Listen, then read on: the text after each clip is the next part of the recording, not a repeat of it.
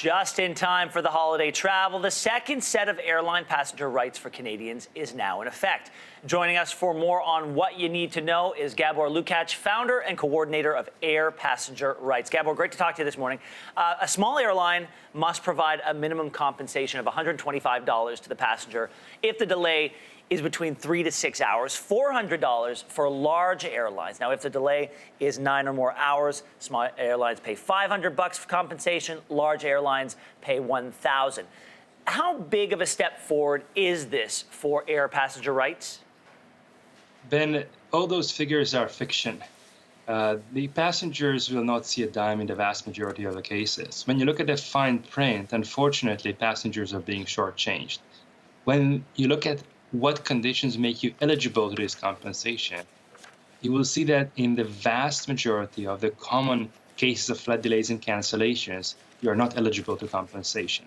Weather is excluded, maintenance issues are excluded, so all the common cases are in the exceptions, and there's no compensation. Well, let's talk about that, but no compensation. There's no compensation if there's a delay, or if the delay, rather, is out of the control of the airline. And now I don't understand how mechanical problems aren't within their control. Weather issues I kind of get, but what kind of situations would people be compensated for? You see, the government's argument is that although maintenance issues is within the airline's control, they still want the airlines to be off the hook. And that's exactly the question that we have to the government. If you exempt airlines from paying compensation in all these cases, what is left? We are fearing that there is nothing else left, and this is why we think that these rules are shortchanging the airlines, shortchanging the passengers and favoring the airlines. Now, Gabor, you have been in favor of Canada adopting the gold standard of passenger rights in Europe. Talk to me about what that would mean.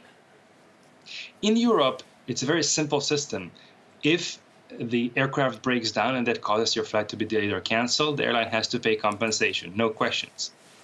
Even if there is a truly exceptional situation like a snowstorm or a volcanic eruption, the airline still has to pay for your hotel and accommodation, but no cash compensation in Europe.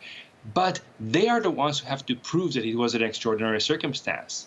In Canada, you, the passenger, will be facing the burden of proof. Now, explain to me why, if that is such a good standard, the gold standard in Europe is sort of the best one, why would Canada be so reticent to adopt it? Unfortunately, in Canada, there is a very strong airline lobby, and they managed to persuade the government to side with them and not with the public's interest. You may remember that even the Senate told the government that their new rules were problematic. For example, in the first phase, the government more than doubled the time passengers may be kept on the tarmac from 90 minutes to 3 hours and 45 minutes. The Senate said this was wrong and opposed that, but the government didn't listen neither to the public nor the Senate. Gabor, thank you so much for laying it out for us today. We appreciate it. Thanks for watching. If you like this, be sure to subscribe here. And you can check out more Your Morning videos right here.